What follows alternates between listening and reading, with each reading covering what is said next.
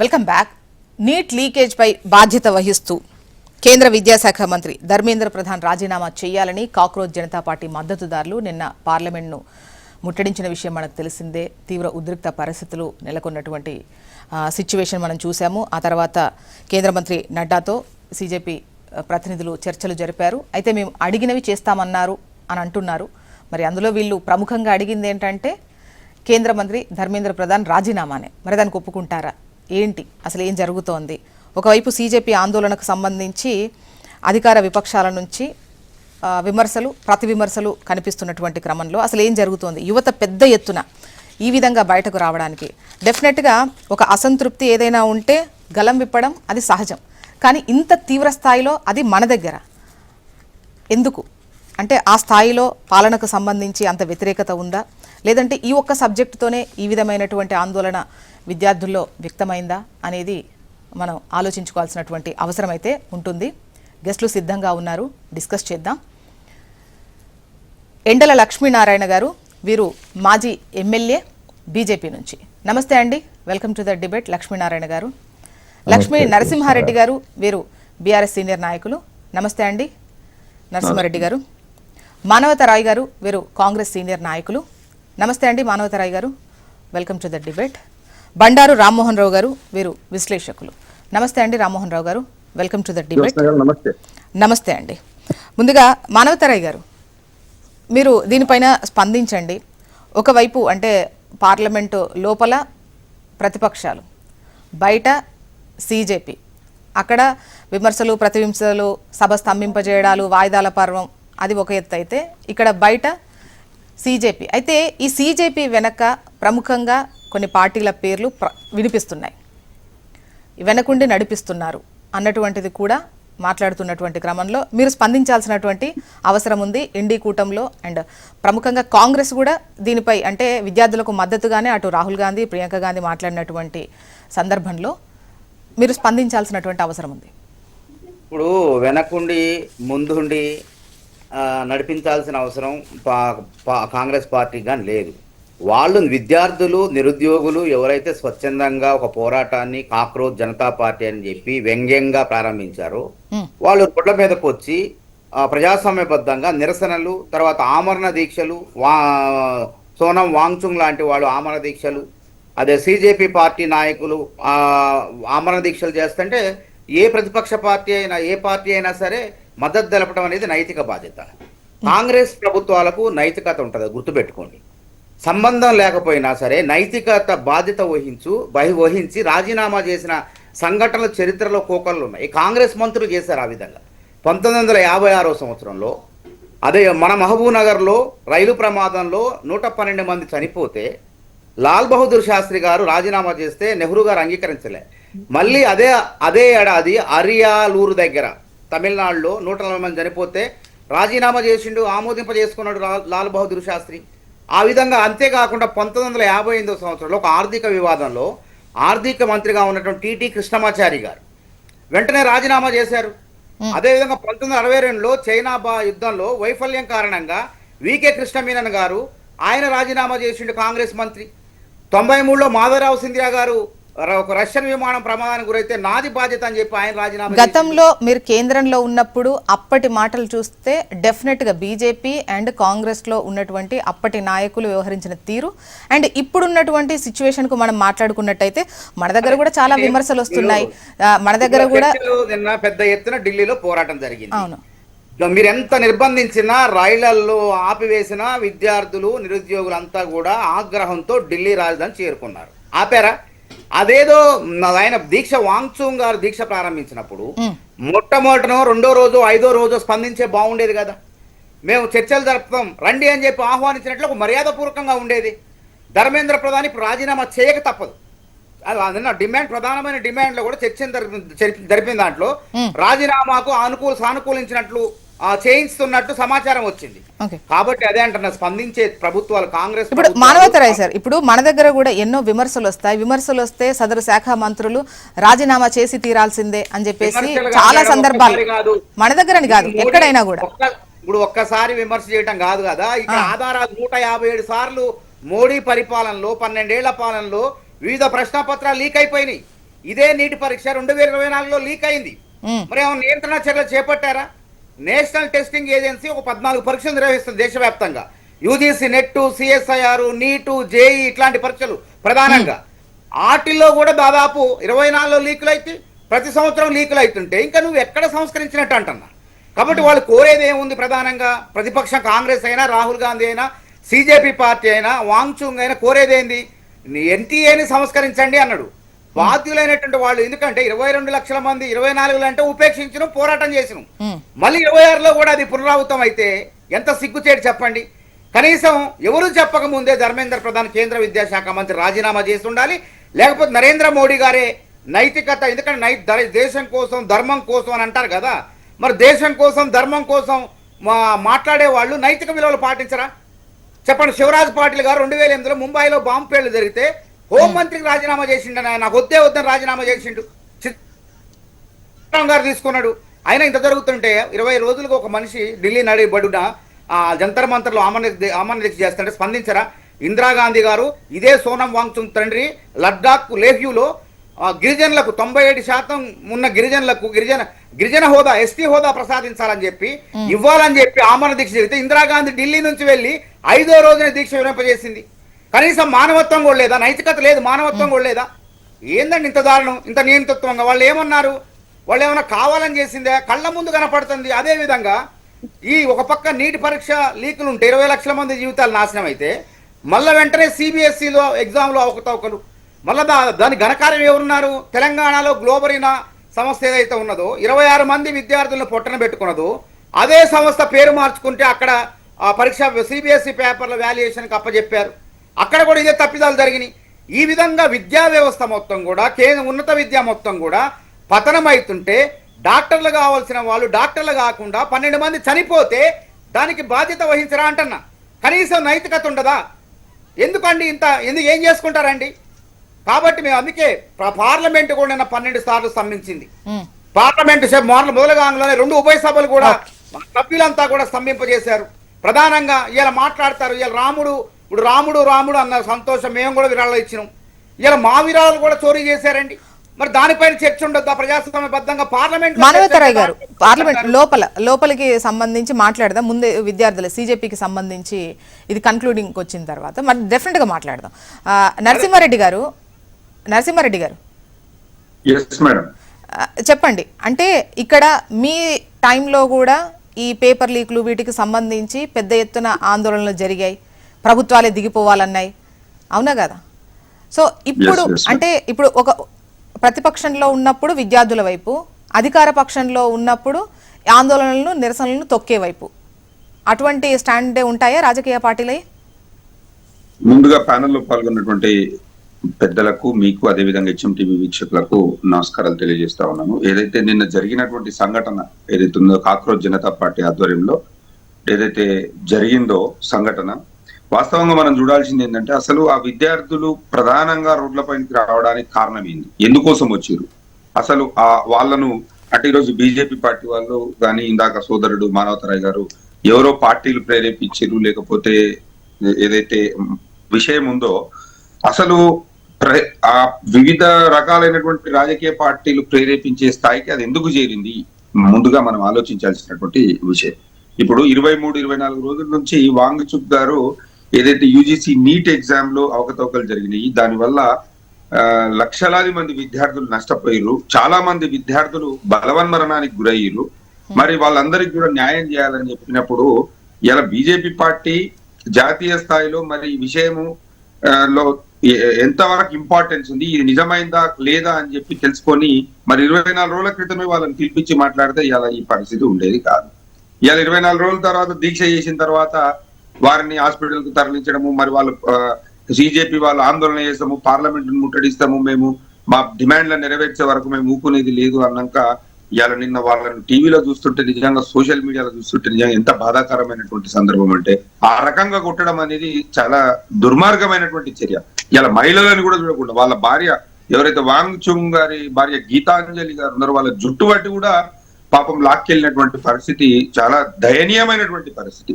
ఆ దానికి తోడుగా దాదాపు గవర్నమెంట్ ఆన్ రికార్డు కూడా దాదాపు 65 నుంచి 85 మంది మెడికల్ ట్రీట్మెంట్ కింద వాళ్ళు పోయిండ్రు అని చెప్పి కూడా ఇలా వార్తా కథనాలలో చదవడం జరిగింది. అంటే ఎంత దుర్మార్గమైనటువంటి చర్య అంటే, ఇట్లాంటి సంఘటనలు, సున్నితమైనటువంటి అంశాలను వీళ్ళు ముందే డిస్కస్ చేసి ముందే వాళ్ళతో చర్చలు జరిపి, ఎట్లాగో వీళ్ళు సాయంత్రానికి వచ్చే వరకు వాళ్ళ సిజేపీ ప్రతినిధులతోటి చర్చలు జరిపి మాట్లాడారు. అదే విషయం ఒక 24 రోజుల ముందు చేస్తే బాగుండేది. సోదరుడు ఇందాక మన మానవతరాయ్ గారు మాట్లాడుతూ, గతంలో చాలా మంది మంత్రులు రాజీనామా చేసిరు, చాలా మంది కాంగ్రెస్ హయాంలో ఎవరైతే వీళ్ళు ఇబ్బంది పడ్డారు అంటే రాజకీయంగా దుమారం లేచినటువంటి కేసులల్లా వీళ్ళు రాజీనామా చేసిరని చెప్తారు. 1987-89 రాజీవ్ గాంధీ గారు కూడా బోఫోర్స్ కుంభకోణంలో విమర్శలు ఎదుర్కొన్నారు. ఆ రోజు కూడా చాలా రకాలైనటువంటి విమర్శలు ఎదురయ్యాయి. మరి వారు రాజీనామా చేయలేదు. ఆ రోజు వారు ఎందుకు చేయలేదు? వారి గురించి ఎందుకు చెప్పారండి వీళ్ళు? ఎంతసేపు ఉన్నా వీళ్ళు ఎందుకంటే, ఇప్పుడు ఒక్క రాజీవ్ గాంధీ గారే కాదండి, మన 2G స్పెక్ట్రమ్ కేసులో రాజా గారు కానివ్వండి, కపిల్ సిబాల్ గారు కానివ్వండి, అదే విధంగా సల్మాన్ ఖుర్షీద్ గారు కానివ్వండి, ఇట్లా చెప్పుకుంటూ పోతే చాలా మంది ఉన్నారు. అంటే వాళ్ళకి అనుకూలంగా ఉన్న వాళ్ళని ఉంచుకున్నారు, ఆ రోజు అనుకూలంగా లేని వాళ్ళతో రాజీనామా చేయించినటువంటి పరిస్థితి. ముఖ్యంగా ఇవాళ ఏంటంటే, ఏ ప్రభుత్వమైనా, నేను ఏమంటున్నానంటే, ఏ ప్రభుత్వమైనా, ఇలా కాంగ్రెస్ అయినా, బీజేపీ అయినా, ఇంకోటి అయినా, బీఆర్ఎస్ అయినా, తెలుగుదేశం అయినా, ఏ పార్టీ ఏదైనా సరే, ఈ ప్రశ్నాపత్రాల లీకేజీలు ఏవైతున్నాయో వాటన్నిటిని కూడా ముక్త కంఠంతో మనం ఖండించాల్సినటువంటి అవసరం ఉన్నది. అవి జరగకుండా, పునరావృతం కాకుండా మనం కట్టుదిట్టమైనటువంటి చట్టాలను తయారు చేసుకోవాలి. అదే విధంగా ఎవరైతే దోషులు ఉన్నారో వాళ్ళని ఖచ్చితంగా శిక్షించాల్సిన. నరసింహారెడ్డి గారు, చట్టాలు ఏమైనా మనకు లేవా? పగడ్బందీగానే ఉన్నాయి. వాటిని ఎంతవరకు ఫాలో అవుతున్నారు? ఇప్పుడు గతంలో మీ హయాంలో జరిగినటువంటి పేపర్ లీక్స్, వాటికి సంబంధించి ప్రస్తావించినప్పుడు ఎంతమంది పైన చర్యలు తీసుకున్నారు ఏంటి అనేటువంటివి పదే మీరు విమర్శలు ఫేస్ చేశారు. నేనేమంటున్నా మేడం అంటే, అది ఇప్పుడు 2014 నుంచి 2026 వరకు బీజేపీ ప్రభుత్వం అంటే ఎన్డీఏ ప్రభుత్వ హయాంలో 150 పైచీలకు ప్రశ్న పత్రాలు లీక్ అవడం జరిగింది. ఈ పునరావృతంలో అంటే ఈ ఎపిసోడ్ మొత్తంలో దాదాపు ఒక 7 నుంచి 7.5 కోట్ల మంది విద్యార్థులు నష్టపోయారు. ఇలా కాంగ్రెస్ అంటే ఎన్డీఏ గవర్నమెంట్ లో జరిగింది, యూపీఏ గవర్నమెంట్ లో జరిగింది. ఈ రోజు వీళ్ళకి అవకాశం దొరికింది కదా అని చెప్పి ఎవరైతే ఇప్పుడు కాంగ్రెస్ నాయకులు మాట్లాడుతున్నారో, గతంలో వీళ్ళకంటే ఎక్కువ పేపర్ లీకేజీలు కానీ ఇంకా వేరే సంఘటనలు కానీ జరిగినాయి. నేను ఏమంటానంటే, రాజకీయ విమర్శలు కాదు ఇక్కడ కావాల్సింది. రాజకీయ విమర్శలు కాకుండా మనము దీన్ని ఏ రకంగా కట్టడి చేసుకోవాలనేది మనం చూడాల్సినటువంటి అవసరం ఉంది. ఇలా యువత ఏమడుగుతున్నారండి? యువత అడుగుతున్నది ఏంటంటే, మనకు జవాబు చెప్పేటువంటి ప్రభుత్వం కావాలి. ఇలా జవాబు చెప్పకుండా లాఠీలతోటి మేము పని చెప్తాము, లేకుంటే తూటాలతోటి పని చెప్తాము, లేకుంటే వీళ్ళ ప్రశ్నించే గొంతుకలను మేము తొక్కేస్తాము అని అంటే ఎవరు కూడా సహించేది ఉండదు. ఖచ్చితంగా ప్రశ్నిస్తున్నారు. రాజ్యాంగం మనం కల్పించినటువంటి హక్కు, ప్రశ్నించే తత్వం అనేది మన రాజ్యాంగం మనం కల్పించినటువంటి హక్కు. లక్ష్మీనారాయణ గారి నేనేమంటున్నా, ఒక్క నిమిషం. ఇవాళ బీజేపీ ప్రభుత్వము ఎస్ఐఆర్ మీద చూపించినటువంటి శ్రద్ధ, ఎస్ఐఆర్ మీద చూపించినటువంటి ఇంట్రెస్ట్ ఇవాళ నీట్ ఎగ్జామ్ లీక్ అయితే దాని మీద చూపించలేదు. ఇవాళ విద్యార్థులు రోడ్డు మీదకి ఎక్కితే వాళ్ళ మీద శ్రద్ధ చూపించలేదు. అరే వీళ్ళకి ఏం కావాలి? దేశ భవిష్యత్తు. ఇవాళ యువత అనేది దేశ భవిష్యత్తు.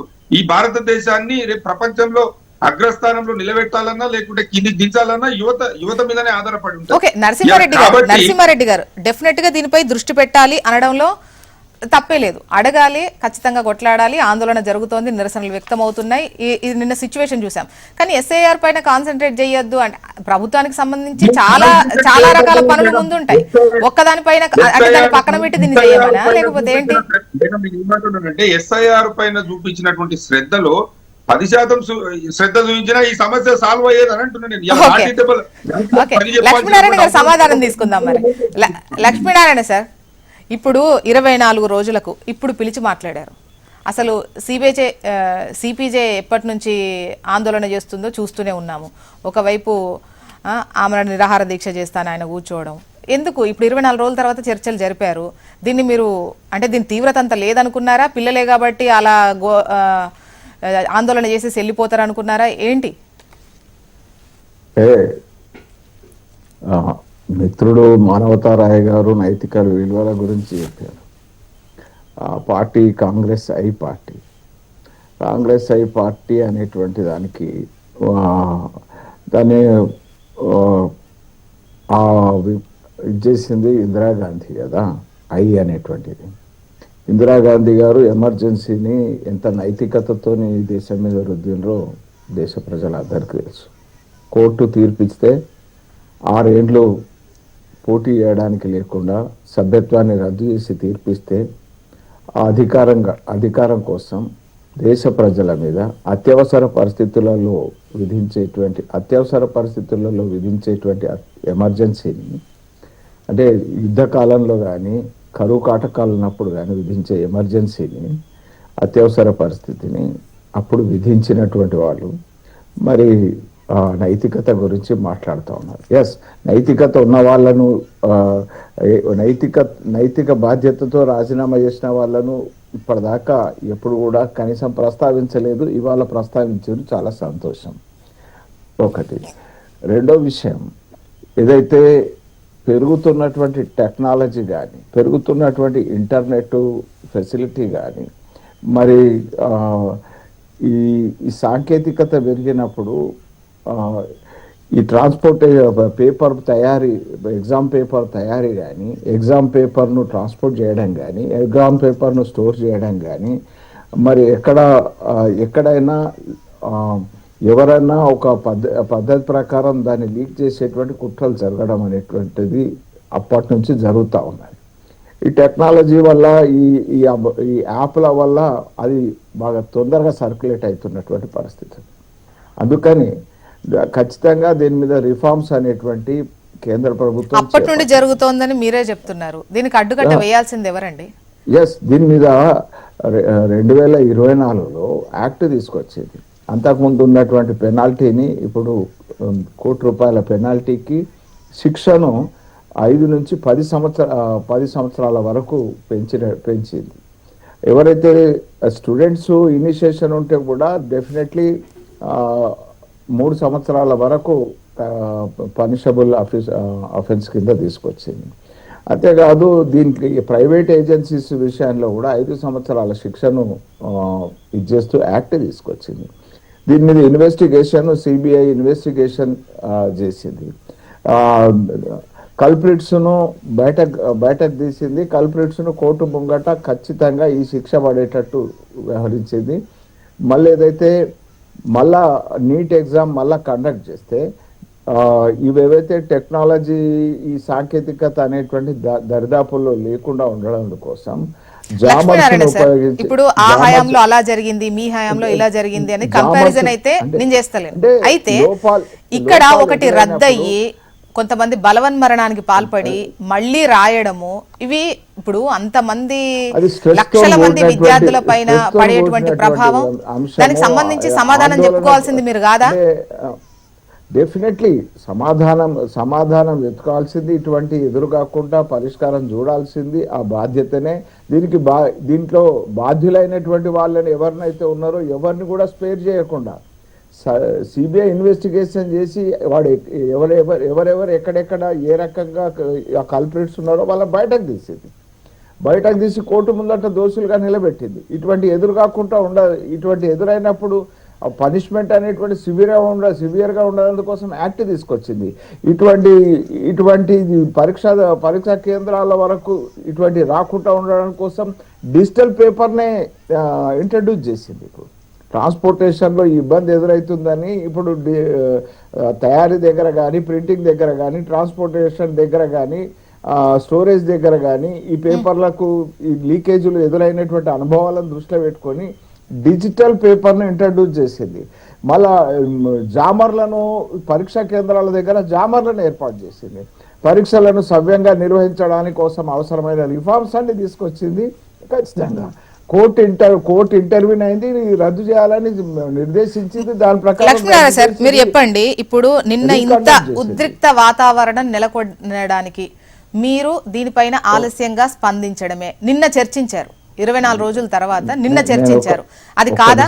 వాళ్ళు పలు సందర్భాల్లో మీతో మాట్లాడాలనుకున్నారు, దీనిపైన పలు డిమాండ్స్ పెట్టారు, కనీసం వాటి పట్ల అంటే ఏదో ఆందోళన చేసుకుంటున్నారు, అరుచుకొని పోతారు పక్కకి అన్నట్టు వాళ్ళని వదిలేయడం వల్లనే కదా. ఒక్క విషయం ఇక్కడ నేను చెప్పదలుచుకున్నాను జ్యోత్స్న గారు, ఏదైతే పరీక్షల నిర్వహణ అది రద్దు చేసి కోర్టు బాధ్యత అప్పచెప్పింది, అది సవ్యంగా నిర్వహించడం మీద కేంద్రం దృష్టి పెట్టింది వాస్తవంగా. రెండో విషయం ఏదైతే ఇవాళ పరీక్షలు జరిగినాయి, పార్టిసిపేట్ అయ్యారు, సరే పరీక్షల రద్దు కారణంగా అది కేంద్రం ప్రభుత్వం తీసుకుంది కాదు కదా, కోర్టులో నిర్ణయం జరిగింది, అది మనం అందరం కూడా ఆచరించాలి. సున్నితమైన మనస్కులు కొందరు ప్రాణాలు తీసుకోవడం ఇది బాధాకరం, ఎవరికైనా మనందరు దేశ ప్రజలందరికీ అది బాధాకరమైనటువంటి విషయం. ఇప్పుడు బీజేపీ చాలా సందర్భాల్లో బాధ్యత వహిస్తూ మేము ఇటువంటి డెసిషన్స్ తీసుకుంటాం, జ్యోత్స్న గారు వేటికి తావు లేకుండా చూసుకుంటాం అని మాట్లాడేటువంటి వాళ్ళు నిన్న జరిగినటువంటి దాంట్లో ఏదైతే 50 మంది పోలీసులు గాయపడ్డారు, పోలీసుల మీద రాళ్ళు రువ్వేటువంటి ఈ మనస్తత్వము విద్యార్థుల్లో ఎక్కడొచ్చింది? విద్యార్థుల రూపంలో మరి ఇంకెవరు లాఠీ చార్జ్ చేస్తున్నారు. ఒకటి లక్ష్మీనారాయణ సార్ రెండు వైపులా ఉంది. ఇక్కడ పోలీసులను తక్కువ చేసి మాట్లాడట్లేదు, విద్యార్థులను ఎక్కువగా చేసి చూపి మాట్లాడట్లేదు. పరీక్షలకు సంబంధించిన విషయంలో మరి 370 ఆర్టికల్ రాజ్యాంగం ఇచ్చింది, దాన్ని ఎట్లా రద్దు చేస్తారనేటువంటి ఉపన్యాసాలు ఏందండి? నాకు అర్థం కాదు ఇది. 370 ఆర్టికల్ ను అబాలిష్ చేయడాన్ని మళ్ళీ అంటే అబాలిష్ చేయడాన్ని ప్రశ్నించేటువంటి ఇది ఈ స్వభావం ఏందండి? అంటే దాని గురించి డెఫినెట్ గా మాట్లాడదాం. ఇప్పుడు లక్ష్మీనారాయణ సార్ ఒక క్వశ్చన్, స్ట్రైట్ క్వశ్చన్ ఏంటంటే, పోలీసులకు 50 మందికి పైగా పోలీసులు గాయపడ్డారు, డౌట్ లేదు. విద్యార్థులు 50కి పైగా గాయపడ్డారు, డౌట్ లేదు. అక్కడ లాఠీ చార్జ్ జరుగుతోంది. ఇప్పుడు విద్యార్థులు అంటే ఒక దెబ్బ కొడితే రివర్స్ అవ్వరు, దెబ్బలు పడతారు, అది విద్యార్థులా? లేకపోతే అలాంటి మనస్తత్వం ఉంటది విద్యార్థులకని ఎక్స్పెక్ట్ చేద్దామా? విద్యార్థులు ఒక దెబ్బ పడితే తిరగరా? విద్యార్థులు ఆవేశం ఉంటది కానీ రాళ్ళు కొట్టారండి. విద్యార్థుల రూపంలో వచ్చినటువంటి అసాంఘిక శక్తులు లేకపోతే ఇన్వాల్వ్ అయి చేసేటువంటి పరిస్థితిని అదుపు చేయాలి కదా. పార్లమెంట్కి వెళ్ళిపోనియమంటారా? కంట్రోల్ చేయాలి కదా.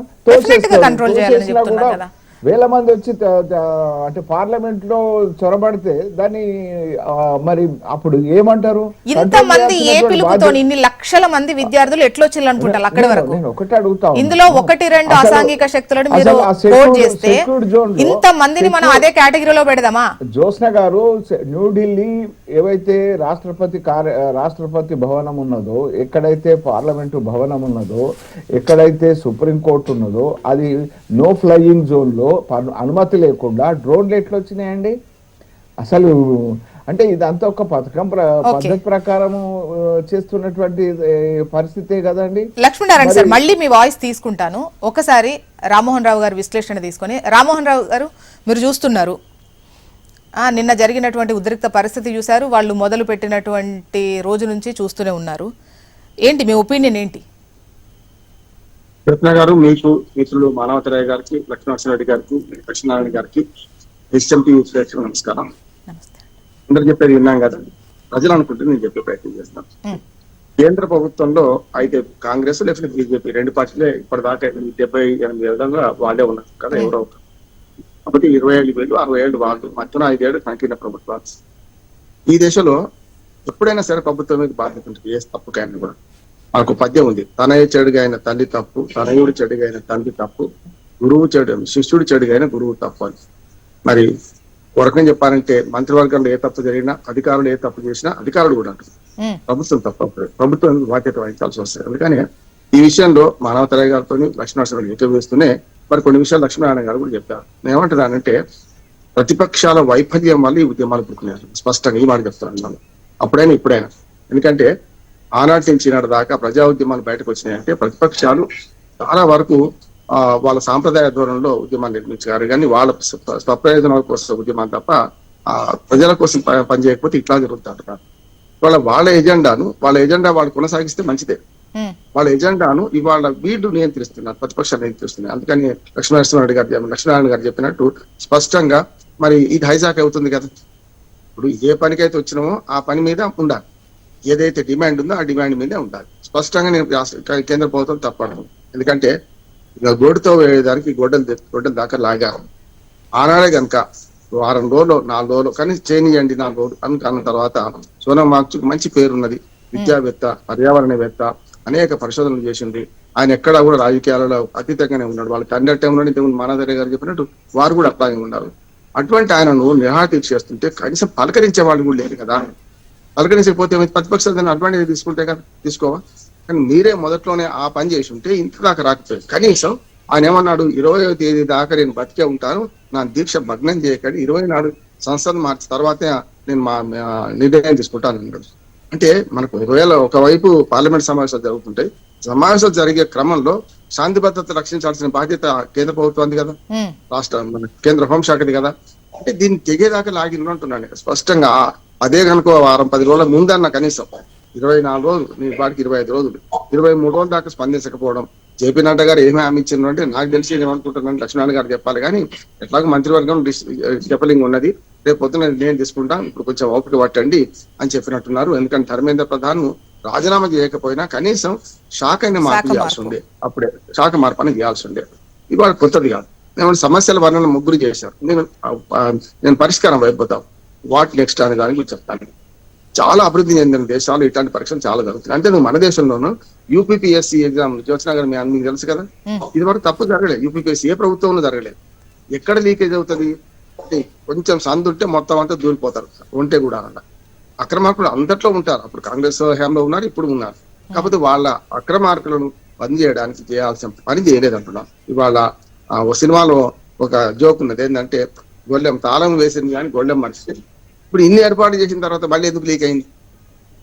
అందుకనే ధర్మేంద్ర ప్రధాన్ గారు మొట్టమొదటిసారి మొన్న 2024 తర్వాత మొన్నటి లీక్ అయిన తర్వాత మేము ఆన్లైన్ లో పరీక్షలు జరుపుతామన్నారు. నేను ఆశపడ్డాను ఆన్లైన్ లో జరిపితే బాగానే ఉంటుంది అని చెప్పి, ఆఫ్లైన్ కాకుండా. ఏమైంది, మళ్ళీ అదే వచ్చింది కదా. అంటే ఏర్పాటు చేయలేదు, మేము చేయలేకపోయినాం, 2027లో చేస్తామంటున్నారు. విద్యార్థుల జీవితాలతో ప్రభుత్వాలు ఆటలు ఆడుకుంటున్నాయి. ఈ నైతికత విషయానికి వస్తే ఇంతకుముందు లక్ష్మీనరసింహరెడ్డి గారు నాకు చక్కగా చెప్పాడు, ఏం లేదు అప్పుడేమైంది ఇప్పుడేమైంది అని చెప్పిండు. వాళ్ళు ఏం చేసి వీళ్ళు చేసి చెప్పి దాని జోలికి పోను. కానీ నేనేమంటున్నానంటే ఇవాళ పరీక్ష నిర్వహణలో కొన్ని ఏర్పాట్లు చేయాలి. నేను ఓ రకంగా చెప్పాలంటే విద్యారంగంలో కొంత కృషి చేసిన వాడిని కనుక, అసలు ప్రోగ్రామ్ లో దేశవ్యాప్తంగా పాల్గొన్న వాడిని కనుక కొన్ని నిర్ణయాలు తీసుకుంటే ఈ పేపర్ లీక్ ఉండదు అంటున్నాను. ఉదాహరణకు ఆన్లైన్ పరీక్ష మొట్టమొదటి పరిష్కారం. అట్లాగే నీటి పరీక్షను దేశవ్యాప్తంగా చేస్తామని మేము అందరం వ్యతిరేకించినాం, మానవతరాయ్ గారితో సహా మేము అందరం వ్యతిరేకించినాం. ఎందుకంటే ఇది కరెక్ట్ కాదు, దేశమంతా ఒకే తీరు ఉండదు. ఎక్కువ లీక్ అయినా కూడా ఎక్కడికెక్కడే సెగ్రిగేట్ అవుతాయి. ఉదాహరణకు ఓ బ్రిడ్జి కూలిపోతే మలమేడి గడ బ్రిడ్జ్ కూలిపోయింది అనుకోండి, ఓ 2 పిల్లలు పోయినాయి అనుకోండి, ఆ 6 పిల్లలను వేరు చేసి తీసే అవకాశం ఉంది కదా సెగ్మెంట్ చేయడం వల్ల. ఇదే అంతే, ఎక్కడైనా లీక్ అయితే అది రాష్ట్రంలో చేసుకునేవాళ్ళం. ఇప్పుడు ఏమైందంటే ఇప్పుడు ఆ రాష్ట్రానికి పరిమితం కాదు కదా, దేశమంతా ఇంకా ముఖ్యంగా విద్యార్థుల దౌర్బల్యాన్ని, విద్యార్థుల మానసిక దౌర్బల్యాన్ని వాడుకుంటున్నారు అంటున్నాను. వాళ్ళ ఆత్మహత్యల గురించి ఎంత తక్కువ మాట్లాడితే అంత మంచిది. అలాంటి తెలంగాణ ఉద్యమంలో అదే చెప్పారు, ఆత్మహత్యలను రాజకీయ పార్టీలు ప్రోత్సహించడం వల్ల, ఆత్మహత్యలను వాళ్ళ భుజాన్ని తుపాకీ పెట్టి వాళ్ళకి పేల్చుకోవడం వల్ల మరిన్ని ఆత్మహత్యలు పెరిగినాయి అంటారు. బీరువుగా పోరాడాలి కానీ బీరువుగా చచ్చిపోతే లాభమైంది. దాన్ని ఎవరు ప్రోత్సహించవద్దు ఆత్మహత్యలు. మరి కారణం ఏమిటి అంటే కేంద్ర రాష్ట్ర ప్రభుత్వాలు కారణమవుతున్నాయి. ఇవాళ ఆన్లైన్ లో పరీక్షతో పాటు కొన్ని ఏం చేయొచ్చు అంటే, మొన్న రెండోసారి కూడా జ్యోత్స్న గారి విచిత్రం ఏంటంటే, ఒక కోచింగ్ సెంటర్ వారు 150 ప్రశ్నలు ఉంటాయి, అందులో 111 ప్రశ్నలు అంటే మొత్తం 150 ప్రశ్నలు రాతపూర్వకంగా ఒక పేపర్ మీద రాసి వాళ్ళు లీక్ చేసిందట. అంటే బయటకు వచ్చింది. ఇప్పుడు 111 ప్రశ్నలు అవే వచ్చినాయి. 111 వచ్చినాయి అంటే ఒక మాట చెప్పాలి, లీక్ కాకుండా ఏది ఉండదు. ఇట్లయితే లీకేజ్ కాదు అంటున్నాను నేను. ఎట్లా అంటే ఆ 111 అదే వరుసలో వస్తే లీక్ అయినట్టు లెక్క. ఇప్పుడు 1వ ప్రశ్న ఏదో, ఈ 150 ప్రశ్న ఏదో, అందులో 111 ప్రశ్నలు వరుసగా వచ్చినాయి అనుకోండి, అప్పుడు పూర్తిగా లీక్ అయినట్టు లెక్క. కనీసం కొన్ని వరుసల్లో 4-5 కలిసి వచ్చినాయి అనుకోండి, అప్పుడు లీక్ అయినట్టు లెక్క. కానీ ఊహాజనితంగా నేను రకరకాల ఊహ చేస్తాను. ఇప్పుడు గెస్ట్ పేపర్స్ మా చిన్నప్పుడు ఇచ్చేవాళ్ళు, గెస్ట్ పేపర్స్ వచ్చినాయని వస్తే ఓసారి సగం కంటే ఎక్కువ వచ్చేది. రామ్మోహన్ రావు గారు మళ్ళీ తీసుకుంటాను. ఫైన్ అంటే పరిష్కారం అనేది పరిష్కారం మళ్ళీ తీసుకుంటా, మీ వాయిస్ తీసుకుంటా. మానవతరాయ్ గారు, ఇప్పుడు డెఫినెట్ గా విద్యార్థులు చేస్తున్నటువంటి ఆందోళన, వాళ్ళ భయం అనేది కరెక్టే. ఇది రిపీటెడ్ గా జరుగుతున్న టైంలో వాళ్ళు ఒక సమాధానం ఎక్స్పెక్ట్ చేస్తున్నారు, వాళ్ళు డిమాండ్లు చేశారు. సో వాళ్ళతో చర్చించడం కానీ, వాళ్ళకు ఒక ఎష్యూరెన్స్ ఇవ్వడం కానీ ఆలస్యమైంది, ఆందోళన జరిగింది. ఎట్ ద సేమ్ టైం ఈ ఇష్యూని ఒక విధంగా వాళ్ళు ఇక్కడ దాకా వచ్చి ఇంత తీవ్ర స్థాయిలో వాళ్ళు అవ్వడానికి కూడా ఈ అంశం పట్ల విపక్షాలు సరిగా రెస్పాండ్ అవ్వకపోవడం, వాళ్ళు వచ్చిన తర్వాత వాళ్ళు ఆందోళన చేసిన తర్వాత మీరు వాళ్లకు మద్దతు ప్రకటించడం అనేది జరిగింది. కానీ ముందు ఇనీషియల్ గా ఇతర అంశాల పట్ల మీకు మైలేజ్ వచ్చేటి, లేదా మీ పార్టీకి, అంటే మీరంటే విపక్షాలన్నీ కూడా ఇంక్లూడ్ చేసి చెప్తున్నా, సో అట్లాంటిది ఉంది. కానీ ఇప్పుడు మాట్లాడుతున్నారు పరిశీలించలేదు. కాంగ్రెస్ పార్టీ దేశవ్యాప్తంగా ఎన్ఎస్ఐ విద్యార్థి విభాగం, యువజన కాంగ్రెస్ పెద్ద ఎత్తున పోరాటం. ఇవాళ వాటర్ కెనాన్లు ఈ కదా ఆ రోజు కూడా జరిగినాయి. మొన్న ఉమ్, లీక్ అయినప్పుడే పెద్ద ఎత్తున పోరాటాలు చేసినాం. పోరాటాలు దేశవ్యాప్తంగా చేసిన తర్వాత సిజేపీ వాళ్ళు కూడా దాన్ని అందుకున్నారు. అంతేగాని కాంగ్రెస్ పార్టీ ఏం వెనక్కపోలే. తర్వాత పార్లమెంట్ లోపల గళాలు వినిపిస్తూనే ఉన్నారు. అవకాశం ఇవాళ కూడా మాట్లాడేది కాంగ్రెస్ పార్టీ రాహుల్ గాంధీ, మల్లికార్జున ఖర్గే. రాజ్యసభలో అయితే రాహుల్ గాంధీ లోక్సభలో మాట్లాడుతున్నారు. కాబట్టి ఇక్కడ జరిగిన దాన్ని ఏంటంటే ఇందాక లక్ష్మీ నరసింహారెడ్డి గారు మాట్లాడుతూ, లక్ష్మీ నరసింహ తెలుసుకోండి, మన రాజీవ్ గాంధీ గారికి బోఫోర్స్లో క్లీన్ చిట్ వచ్చింది. ఆ నాణ్యమైనటువంటి మరఫిరంగులు అని చెప్పేసి 99 కార్గిల్ యుద్ధంలో ఆ స్వీడిష్ చెందినటువంటి ఈ మరఫిరంగులే తోడ్పడినవి, ఈ నాణ్యమైన కొనుగోళ్లు అని చెప్పేసి యుద్ధ సైనిక వ్యవస్థ ప్రకటించింది. కాబట్టి చనిపోయిన వాళ్ళ మీద రాజీవ్ గాంధీ గారు అంటే రాజకీయంగా ఆరోపణలు చేస్తే రాజీనామా చేయరు. మరి కేసీఆర్ గారు ఎందుకు రాజీనామా చేయలేదు? 26 మంది విద్యార్థులు గ్లోబల్ అయిన కేటీఆర్ గారు దోస్తుకిచ్చి 26 మంది విద్యార్థులను పొట్టన పెట్టుకుంటే రాజీనామా చేశారండి. ఇలా బీజేపీకి మీకు తేడా లేదు. మీరు ఎందుకు ఓడిపోయారు? లీకుల వల్లనే ఓడిపోయారు. ఇలా బీజేపీ కూడా ఓడిపోబోతుంది. ఎందుకు? ఈ ప్రశ్నాపత్రాల లీకుల వల్లనే. 157 ప్రశ్నాపత్రాలు లీక్ అండి 12 ఏళ్లలో. మీరు గ్రూప్ 1, గ్రూప్ 2 పెట్టిన 22 నోటిఫికేషన్లు ఇస్తే 17 నోటిఫికేషన్ లీక్ ఇవ్వడం. రాజీనామా చేసిండా? రాజీనామా చేయకపోగా ప్రవళికానికి ఆ విద్యార్థిని ఆత్మహత్య చేసుకుంటే కేటీఆర్ ఆమెను కించపరిచిండు. ప్రేమ వ్యవహారంతో చనిపోయిందని చెప్పి అవమానపరిచిండు. యువత మొత్తం కూడా తిరుగుబాటు చేశారు. ఇలా మేము పెట్టిన 67,723 ఉద్యోగాల పరీక్షలు పెట్టినాం, గ్రూప్ 1 పెట్టినాం. ఎక్కడైనా లీక్ అయిందా? మీరు ఉత్తుత్త ఆరోపణలు చేసి కోర్టు కాకపోయినా కోర్టు కూడా ఆరోపణల పరిగణలో తీసుకోలేదు. ఆరోపణలు కాదు, వాస్తవాలు, సాక్ష్యాలు కావాలని చెప్పింది. కాబట్టి కాంగ్రెస్ ని శంకించకండి. కాంగ్రెస్ నాయకత్వం సిద్ధంగా ఉండదు. తెలంగాణ ఇచ్చింది కాంగ్రెసే. నిర్భయ చట్టం విద్యార్థులంతా ఇండియా గేట్ ముట్టడిస్తే ఆ రోజు సోనియా గాంధీ గారు నిర్భయ చట్టాన్ని తీసుకొచ్చి ఆ విద్యార్థుల యొక్క శాంతింపజేసిన. ఇందిరాగాంధీ గారే ఉదాహరణ ఇందా చెప్పిన కదా, సోనం వాంగ్యాల్ ఆయన 5వ రోజు దీక్షకే ఇందిరాగాంధీ గారు వెళ్ళి, ఉక్కు మహిళ ఇందిరాగాంధీ వెళ్లి దీక్ష వినపజేసి బ్రిటిష్ కాంగ్రెస్. అది గుర్తుపెట్టుకోండి. అంతేగాని నరసింహారెడ్డి గారు 2 minutes ఉందండి ప్లీజ్. నరసింహారెడ్డి గారు, మేడం నేను ఏమంటున్నానంటే ఈ రోజు వీళ్ళు అవకాశం దొరికింది కదా అని చెప్పి వీళ్ళు మాట్లాడుతున్నారు. రాజీవ్ గాంధీ గారి మీద 1989లో ఏదైతే బోఫోర్స్ కుంభకోణంలో ఆరోపణలు వచ్చినాయో వాళ్ళు ఆ రోజు చేయలేదు, దానికి ఎక్స్ప్లెనేషన్ కూడా ఇవ్వలేదు. 1989లో వాళ్ళు ఓడిపోయారు కాబట్టి అవకాశమే రాలేదు కదా. నేను ఒక్క విషయం సోదరు, అది దేశానికి సంబంధించి. 26 మంది చనిపోతే మీరు ఎందుకు చేయలేదు? 26 మంది విద్యార్థులు నరసింహారెడ్డి గారు ఐడెంటిఫై చేయలేదన్న మేము ఐడెంటిఫై చేసి మేము శిక్షించినాము. ఎక్కడైతే తప్పు జరిగిందో ప్రశ్న పత్రాల తప్పు జరిగితే మేము చేసి మానవతరాయ్ గారు ఇద్దరు ఒకేసారి మాట్లాడితే జనాలకు అర్థం కాదు ప్లీజ్. ఇలా భారతదేశంలో మొట్టమొదటగా కుంభకోణాలకు దర్వాజా తెరిచితే కాంగ్రెస్ పార్టీ. ఎవరు కొట్టివేశారు, మీరు ఆరోపణలు చేశారు.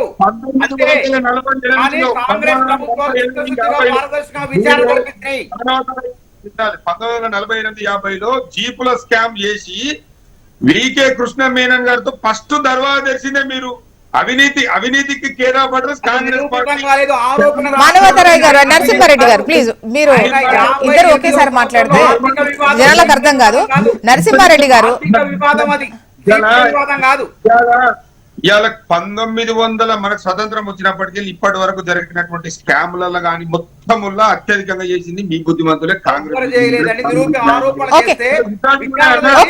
ఇప్పుడు మీ డిమాండ్ ఏంటి? ఇప్పుడు నరసింహారెడ్డి గారు తెలంగాణలో జరిగినటువంటి పేపర్ లీకేజ్ ఏదైతే ఉన్నదో ఆ పేపర్ లీకేజ్ ని మీరేం బయట పెట్టలేదు. మేము ఐడెంటిఫై చేసినాము, తప్పు జరిగింది, విద్యార్థులు నష్టపోవద్దని చెప్పి మేము శిక్ష ఎవరినైతే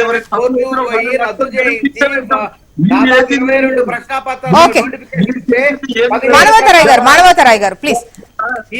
ఇప్పుడు నరసింహారెడ్డి గారు మీరు కన్క్లూడింగ్ రండి, మీదేంటి? ఇలా ప్రధానంగా ఏం నడుస్తుందంటే ఢిల్లీలోనేమో బడేబాయి కొడుతుండు ఉద్యోగస్తులను, నిరుద్యోగులను, యువతను. అక్కడ ఢిల్లీలో బడేబాయి కొడుతుండు. తెలంగాణలో కొట్టిరా? ఇప్పుడు అంతకుడే సంతాప సభ పెట్టినట్టుంది మొన్న. ఓకే లక్ష్మీనారాయణ గారి వర్షం తీసుకుందాం. లక్ష్మీనారాయణ గారు పలు సందర్భాల్లో సిజేపీకి సంబంధించి ఈ పార్టీ ఆ పార్టీ ప్రస్తావనలు ముందుకు తీసుకొచ్చి నరసింహారెడ్డి గారు ప్లీజ్ ఒక్కొక్కరికి 2 నిమిషాల టైం మాత్రమే ఉంది, ప్లీజ్ దయచేసి. నిరుద్యోగులు లేరు ఉన్నాడా? మీ బీఆర్ఎస్ కార్యకర్తలు దిల్సుఖ్నగర్లో కొట్టిరు, అదే విధంగా చిక్కడపల్లిలో లాఠీ చార్జ్ చేసిరు. కన్క్లూడింగ్ రండి నరసింహారెడ్డి గారు, కన్క్లూడింగ్ రండి. ఇప్పుడు ప్రస్తుతం ఈ నీట్ పైన సిజేపీ చేస్తున్న దానికి సంబంధించి ఇప్పుడు మీరు ఏం అడుగుతున్నారో అడగండి, అంతే. కన్క్లూడింగ్ రండి. నేను ఎవరైతే వాంగ్ చుంగ్ గారు నిరసన ఏవైతే ప్రధాన డిమాండ్లు ఉన్నాయో, ఒకటి ధర్మేంద్ర ప్రధాన్ గారు రాజీనామా చేయాలి. అదే విధంగా ఈ ఎపిసోడ్ మొత్తంలో బలవన్ మరణం పొందినటువంటి విద్యార్థులకు ఏదైతే నష్టపరిహారం అనుకుంటే ఆ పరిహారం అనేది ఖచ్చితంగా ప్రభుత్వం చెల్లించాల్సినటువంటి అవసరం ఉంది. చెల్లించాలని చెప్పి మేము డిమాండ్ చేస్తా ఉన్నాం. అదే విధంగా నేను ఏమంటున్నానంటే మానవతారాయ్ గారు ఏదైతే మాట్లాడుతున్నారో, ఇలా ఇక్కడ కూడా తెలంగాణలో కూడా 2 లక్షల ఉద్యోగాలు ఇస్తామని చెప్పి యువతను డెఫినెట్ గా మన టాపిక్ తీసుకున్నప్పుడు డెఫినెట్ గా దానిపైన, ఎందుకంటే ఒకసారి మీరు అన్న తర్వాత వాళ్ళు సమాధానం చెప్పుకోవాల్సిన అవసరం ఉంటుంది, వాళ్ళన్న తర్వాత మీరు చెప్పాల్సిన అవసరం ఉంటుంది. టాపిక్ అంతా మళ్ళీ మారిపోతుంది. దయచేసి నరసింహారెడ్డి గారు మళ్ళీ దాని గురించి మనం ప్రత్యేకంగా పెట్టుకుందాం. మీరు కూడా సవాల్ విసిరినారు, వాళ్ళు కూడా దాన్ని స్వీకరిస్తారు. మన దగ్గర ఉద్యోగాలకు సంబంధించి మనం మాట్లాడుకుందాం, మనకు టైం ఉంటది. మనకు చాలా సందర్భాల్లో ఆ అంశాలను ఎత్తుకున్నాం కూడా, ప్లీజ్. అండ్ లక్ష్మీనారాయణ గారు ఇంత ఆందోళన చేస్తుంటే విద్యార్థుల పట్ల, వీళ్ళు గతంలో ఆ ఉద్యమంలో పార్టిసిపేట్ చేసిన వాళ్ళే వీళ్ళు కన్వీనర్ గా ఉన్నారు, లేకపోతే వీళ్ళే వాళ్ళు అని చెప్పేసి ఆమ్ ఆద్మీ పార్టీకి సంబంధించి ఇంకొకరికి సంబంధించి మీరు ప్రస్తావిస్తున్నారు. విద్యార్థుల్ని విద్యార్థులుగా చూడకుండా వీళ్ళు వెనక వాళ్ళు ఉన్నారు వీళ్ళు ఉన్నారని ఇలా మీనమేషాలు లెక్కించడం వల్లనే ఈ పరిస్థితి. ఉంటే ఏంటి, ఒకవేళ అక్కడ యాక్టివ్గా పనిచేశారు కావచ్చు, పలానా ఉద్యమంలో వాళ్ళు లెక్క కట్టారు కావచ్చు, చూశారు కావచ్చు, అప్పుడు ఆందోళనే గత ప్రభుత్వానికి సంబంధించి, ఇప్పుడు ఆందోళనే. అయితే ఏంటి, వాళ్ళు ఏదో పార్టీలో పని చేస్తే ఏంటి, వాళ్ళు అడిగినటువంటి అంశాన్ని చూడాలి తప్ప వాళ్ళు అక్కడ పనిచేశారు ఇక్కడ పనిచేశారు ఈ ఉద్యమానికి నాయకత్వం వహించారు ఈ లెక్కలు ఎందుకు? ఈ లెక్కలు వేసి ఈ ఉన్నటువంటి ఈ పెద్ద అంశాన్ని పక్కకు పెట్టారా? లక్ష్మీనారాయణ గారు మేము ఎందుకంటున్నామంటే, ఇప్పుడు ముఖ్యమంత్రిగా కేజ్రీవాల్ ఆరోపణలతో జైల్లో ఉండి జైలు నుంచి పరిపాలన చేస్తూ ఉంటే ఆయన రాజీనామా చేయాలని ఎవరు కూడా వీళ్ళు రాలేదు. ఎందుకు రాలేదు? జవహర్లాల్ నెహ్రూ యూనివర్సిటీలో భారత్ తేరే తుకుడే తుకుడే తుకుడే తుకుడే అని నినాదం ఇచ్చింది. ఏదైతే అఫ్జల్ గురు విషయంలో అనుకూల నినాదాలు ఇచ్చారు. షాహీన్ బాగ్లా జరిగినటువంటి సంఘటనలో ఈ సోకాల్డ్ విద్యార్థి నాయకులు అంటే ఇది ఒక యోజనాబద్ధంగా జరిగినటువంటి ఇది అనేటువంటిది. లక్ష్మీనారాయణ సార్, నేను అడిగిన క్వశ్చన్ వెరీ స్ట్రైట్. వాళ్ళే అయినా కూడా, ఈవెన్ ఆ పార్టీయే గొడవ పెట్టినా కూడా అంశాన్ని ఎందుకు ప్రస్తావించుకోకుండా, అంశాన్ని మెయిన్ గా తీసుకోకుండా ఆ వ్యక్తులు అందులో పనిచేశారు జ్యోత్స్న గారు అనేది మీరు ఎట్లా లెక్క కడతారు? టుకుడే గ్యాంగు లేకపోతే షాహీన్ బాగ్ గ్యాంగు ఈ విద్యార్థుల అంశాన్ని ముందరేసుకొని వాళ్ళు 370 ఆర్టికల్ అబాలిషన్ ప్రశ్నించడం అనేటువంటిది వాళ్ళ ఆలోచన సరళి ఏదైతే ఉన్నదో వాళ్ళు తయారు చేసినటువంటి ఇది అనేటువంటిది మనకు అర్థమవుతా ఉన్నది. వాళ్ళు అన్రెస్ట్ సృష్టించడానికి చేసినటువంటిది అనేటువంటిది మనం అర్థమవుతా ఉన్నది. సో దీక్షను పొరపాటు పట్టట్లేదు. ఇప్పుడు బీఆర్ఎస్ మిత్రులు మాట్లాడుతున్నారు, వాళ్ళు ఇవాళ 23 రోజుల నుంచి దీక్ష చేస్తున్నారు. దీక్షను 23 రోజులలో మొదటి రోజు తీసేయచ్చు, కానీ అట్లా చేయలేదు. ప్రజాస్వామ్యంలో ఈ హక్కును ఏదైతే ఉన్నదో ఆ హక్కును గౌరవించి ప్రభుత్వము ఏంటండి 24 రోజులు తిండి తిప్పలు లేకుండా ఒక మనిషి అక్కడ ఉంటే 1-2 రోజుల్లో తీసేయచ్చు. 1-2 రోజులు ఎవరు అడిగారు? 5 రోజులకు ఇందిరా పార్క్ లో ధర్నా చౌక్ ఎత్తేదానికి చూసింది. ఆత్మహత్యల గురించి మాట్లాడుతున్నారు మానవతారాయ్ గారు. 100 మంది ఆత్మహత్యలు ఆత్మహత్యలు 100 మంది ఎందుకు చేసుకున్నారు? ఎందుకు ఇచ్చిన మాటను మోసం చేసేది? శ్రీకాంతాచార్య ఎందుకు కిష్టయ్య ఎందుకు చనిపోయిండు, ఇశాంత్ రెడ్డి ఎందుకు చనిపోయిండు, అసలు 369 మందిని ఎందుకు కేసీఆర్ కాల్చేసి- ఆమరణ దీక్ష చేస్తే లక్ష్మీనారాయణ గారు మీరు అనుకోకండి, మీరు ఒప్పుకోకండి. ఆ రోజు అందరం ప్రశ్నించాము, ఫోన్ లో మాట్లాడారు. అన్ని రకాల డిస్కషన్స్ గతంలో జరిగాయి. ఇప్పుడున్న దాన్ని అక్కడికి టర్న్ చేయకండి దయచేసి. నేను అనేది వారు నైతికత గురించి మాట్లాడిండ్రు. నేను ఓకే.